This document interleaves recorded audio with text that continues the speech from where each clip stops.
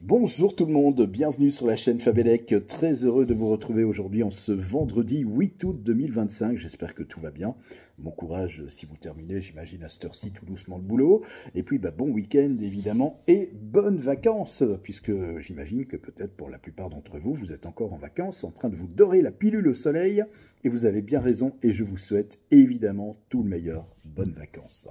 Aujourd'hui, je vais répondre à la question de Jérôme. Alors Jérôme, il travaille pour le compte d'Enedis en France. Il travaille sur le réseau HTA. Et le réseau HTA, ce n'est pas seulement les lignes aériennes, il y a aussi bien sûr les câbles en souterrain avec des boîtes de jonction. Il y a des fois évidemment des connexions qui sont faites entre les câbles, des dérivations.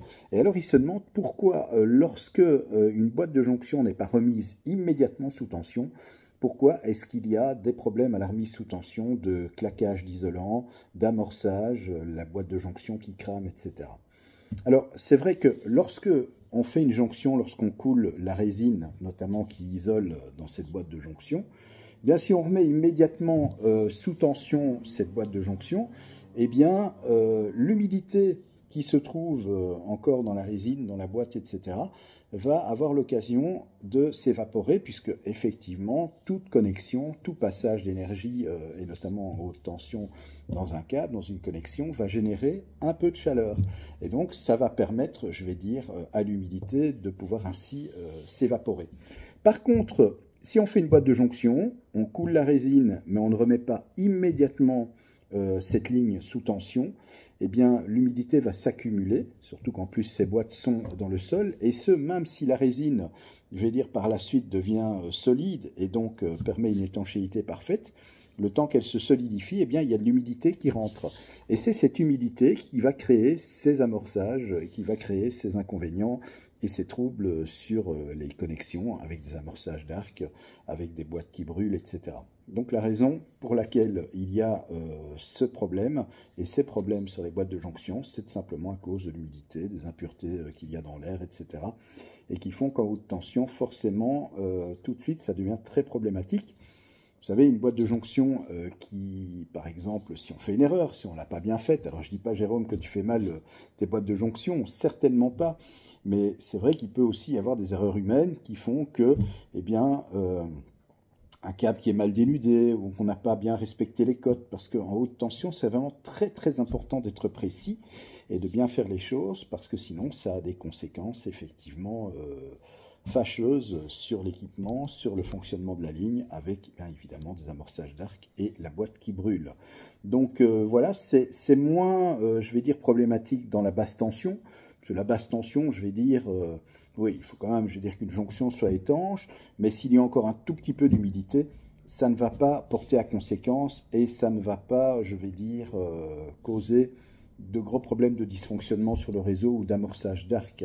Mais en haute tension, effectivement, le moindre problème d'isolation, le moindre souci d'humidité, etc., peut avoir des conséquences effectivement fâcheuses, comme l'amorçage et le claquage de l'isolant.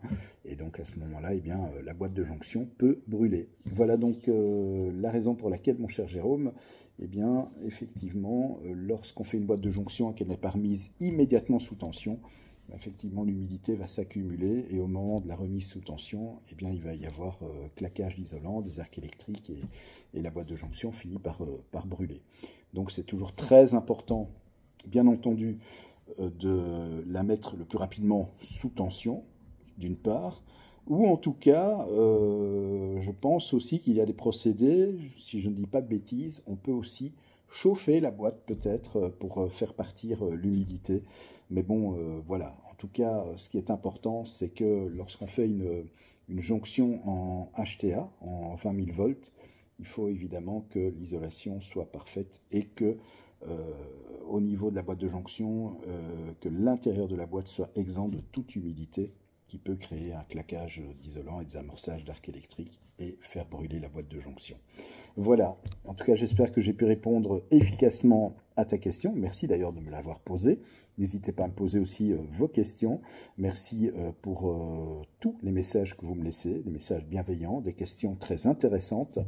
Et puis moi je vous retrouve très très vite pour une nouvelle vidéo en électricité sur la chaîne Fabelec. Il ne me reste plus qu'à vous souhaiter un bon week-end et j'en profite aussi pour vous demander un petit service.